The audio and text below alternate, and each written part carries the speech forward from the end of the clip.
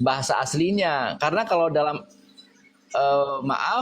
dalam bahasa terjemahan akan ada beberapa bias yang mungkin nanti akan terdistorsi beberapa kalimat. Salah satunya mungkin di dalam Yohanes 13 ya, 13 ya, akulah guru dan tuan ya.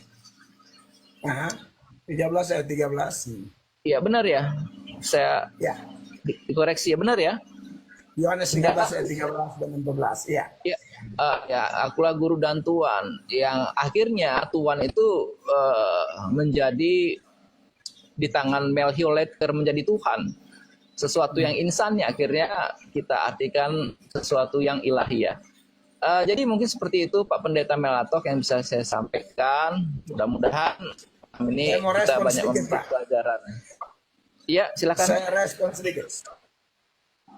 Oke. Halo Pak Ilham. Ya, jadi tadi Pak Ilham sudah bicara banyak tentang kitab suci Pak Ilham yang menjadi dasar keimanan dari Pak Ilham sebagai seorang Islam. Betul Pak ya? Ya.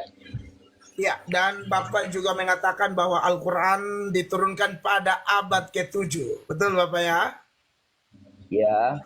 Ya, jadi jelas bahwa kitab suci Kristen yang penulisannya sebelum abad ke-7 merupakan data yang lebih kuno. Dan kalau bicara tentang data, itu biasanya yang lebih kuno itu yang bisa diterima keakuratannya. Tetapi saya tidak sedang menyoroti itu dulu karena kita sedang bicara konteks tadi Yesus kealahan dan lain sebagainya. Saya mau kembali ke jalur aja. Bapak singgung Yohanes 13 ayat 13 lalu mengatakan bahwa ada kalimat dari Yesus, akulah guru dan Tuhan. Lalu Bapak mengatakan dari situlah kemudian ada orang yang berdasarkan data itu angkat Yesus jadi Allah atau mengistilahkan dengan istilah itu bahwa Yesus kemudian diangkat-angkat jadi Tuhan. Sebenarnya tidak demikian Pak. Saya jelaskan kepada Bapak ya, bahwa kata Yunani untuk Tuhan itu kan kurios Pak. Memang kurios itu punya arti ada dua Pak. Kurios itu bisa berarti Tuhan, bisa berarti Tuhan.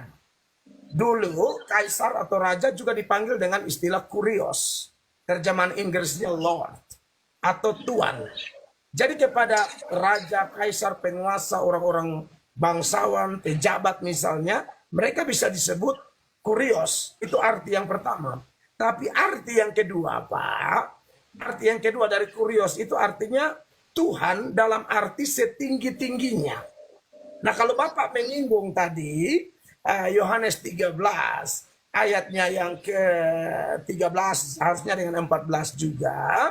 Lalu menganggap dari dasar ayat itu Kristen misalnya asal-asalan saja memakai data itu untuk menyebut Yesus Tuhan. Tidak demikian. Karena kata yang sama, kata kurios itu Pak, itu dipakai di dalam Filipi pasal 2 ayat 11. Di mana dikatakan bahwa setiap lutut akan bertelut, semua lidah akan mengaku bahwa Yesus Kristus adalah Tuhan. Dia pakai kata kurios. Nah menarik bahwa kata kurios di situ kalau lihat di ayat 10 dari Filipi 2, saya tunjukkan Bapak supaya tahu arah penafsiran Kristen itu seperti apa ya. Kalau saya Al-Quran, saya memang tidak banyak belajar Al-Quran. Saya memang hidup saya berikan untuk belajar Alkitab. Filipi 2 ayat 10 mengatakan, supaya dalam nama Yesus bertekuk lutut segala yang ada di langit. Ini tidak mungkin Tuhan biasa. Masa yang di langit aja bertekuk lutut. Lalu yang ada di atas bumi, seluruh dunia akan bertekuk lutut di hadapan Yesus Kristus. Pasti dia bukan nabi biasa. Pasti dia bukan manusia biasa. Dia bukan raja-raja dunia. Tapi dia adalah Allah. Makanya dikatakan semua langit, seisi langit itu berlutut. Di bumi berlutut. Di bawah bumi berlutut. Dan mengaku Yesus adalah Tuhan.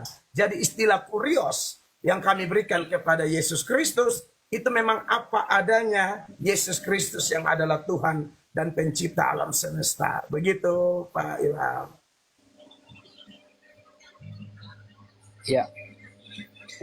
Ya, saya poinnya sudah menangkap bahwa ya bagaimanapun yang saya sampaikan tentu akan Pak Pendeta punya apologinya. Ya. Ya, ya, saya Dan tidak. memang saya sekolah itu, jadi memang harus dipersiapkan untuk seperti itu. Tapi kami, sekali lagi, kami tidak menyerang agama orang. Kami hanya mempertanggungjawabkan iman kami. Begitu, Pak.